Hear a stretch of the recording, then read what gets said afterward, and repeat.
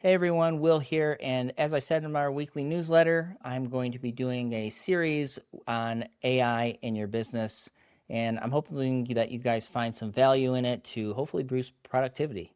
I love talking about AI. I go down deep rabbit holes to where people think I'm crazy, and I'm sure they want to tell me to shut up. But I hope through this series you bear with me. But I wanted to kick off this first episode with AI fundamentals.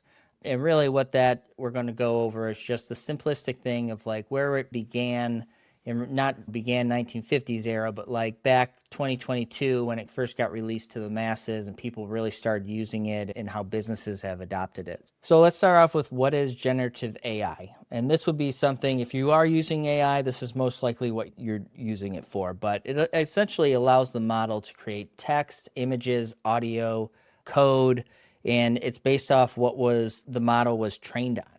So when you hear somebody saying, hey, our model's better because we trained it on this, and this is what they mean, they're feeding their model data. And you can think about that as the chat GPTs, the Claudes, the Geminis, so on and so forth.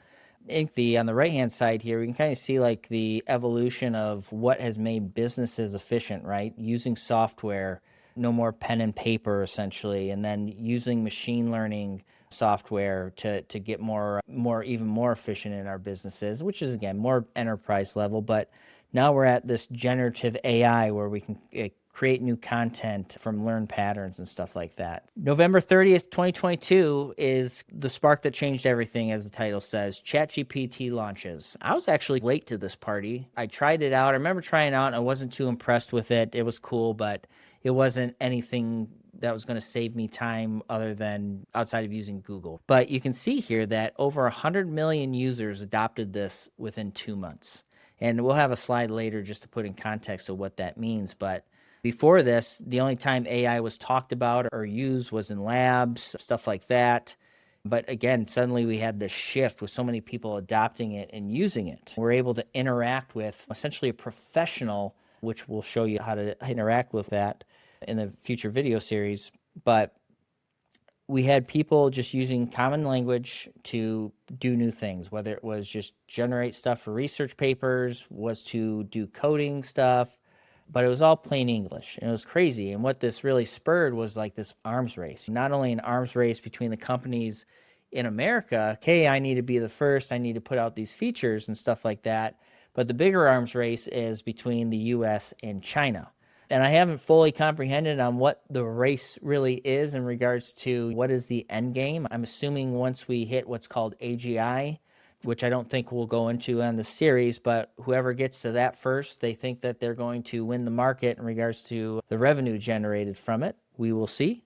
But go over to it, Microsoft Bing AI, GPT-4 got launched in March, and then Google Bard, which thank God that name changed. You'll now know that as Google Gemini. And then a couple months later, we saw that leaders were warning us about AI safety risks. And we've already seen some of that in the news already, with people using it to research malicious things. I know in my industry, bad actors can use it and trick the AI into telling them how to compromise someone. Open source AI models got released, and that's also been a big thing even now with how good they are compared to what you would pay for. And then custom GPTs, which is probably one of the coolest things you can do to help your business, not only with automation and stuff like that, but with just being able to answer questions. And we'll go in that in a future video, but it really got practical in 2024 as well. One of the cool things that I started using was AI in Microsoft 365. The reasoning models got better. And then you see there, 200 million weekly users. Got pretty crazy in regards to 2024. And now that we're in 2025, where are we at? AI agents, as you can see, AI tools that browse the web, write code, manage files, and can take multi-step actions on your behalf. You can workflow integration. So for an example of like how I use it within KW, I have an AI agent that kind of sits in the middle. And then when a ticket comes into our ticketing system, it will ingest that ticket, and then it will then look at it, triage it, and then look at the history of that company's tickets, our documentation system, and if we have a knowledge base article on like how to solve that issue or how to onboard a user, That is what we use it for currently today at KW, and it saves my technicians 5 to 10 minutes per ticket, which is a big value add. What I said in my initial video, I'm hoping to save you 15 minutes per hour, which would be 2 hours a day, which is would allow you to be a lot more productive, I hope, or maybe not. Maybe kick your feet up and rest for those 15 minutes. Who knows? One of the other things to do is like deep reasoning. It's no longer spitting you out an answer right away. You can have this thing go through, solve complex problems. You can have it go out and research for you, but it's an insane amount of technology that allows us to gain more information. And it's really been a game changer for how I approach going to work and doing my daily tasks. It's just allowed me to be more efficient. It's no longer researching the internet and spending hours and hours. You give it enough context, it will show you the game plan on how to achieve something. So the speed of change, right? 75 years for 50 million people to adopt the telephone, 7 years for 50 million users to adopt the internet. So it's crazy. And then you look at ChatGPT when it was released, 2 months for 100 users to adopt it. So it's accelerating every 6 months, and I'd even argue that it's accelerating every 3 months or every quarter. Everybody asks me, whether you're a buddy or you want to use it for business, what is the best model? There really is no good answer. They're all awesome. Some excel in areas that others maybe fall behind on, but they're all changing every 3 months and all adding the same features. And I'd say over the past 6 months, we've seen a huge amount of progress in regards to what's possible with automations and stuff for the normal user, which we'll get into in the series again. But where we're at today and how we're going to go through it in this video series, I'm going to show you. They call it prompt engineering. I think it's a little silly to say, but it really does matter on how you prompt the AI model that you're using.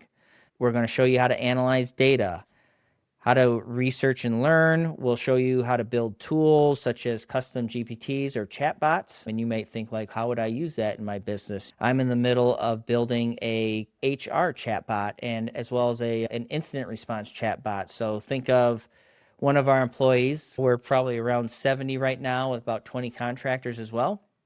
So if an email comes through and it's after hours and I'm not available or they don't even know who to contact, they can chat with this incident response, say what happened, and give them all the information that I have provided knowledge for. And now we know how to remediate that. Think about training. And most of all, with, as I said in my previous video, AI and automation is what goes together in businesses. So we're going to show you how to automate a couple tasks as well. Now, with all this awesome opportunity, technology, whatever you want to call it, we have seen a couple things in regards to data leaks, AI hallucinations, where it's making making stuff up that it deems factual, compliance violations, and worst of all, shadow AI. If you know me and have been around me in previous webinars, we are big on cybersecurity. We're big on identifying risks in businesses. One of my favorite questions to ask right before I present the report to them or our findings is, how are you guys using AI? 9 times out of 10, the answer is we don't. We haven't really dabbled with it, and I don't even know if we want to use it in our business. There's a lot of stuff that we have to take account for, privacy, things like that.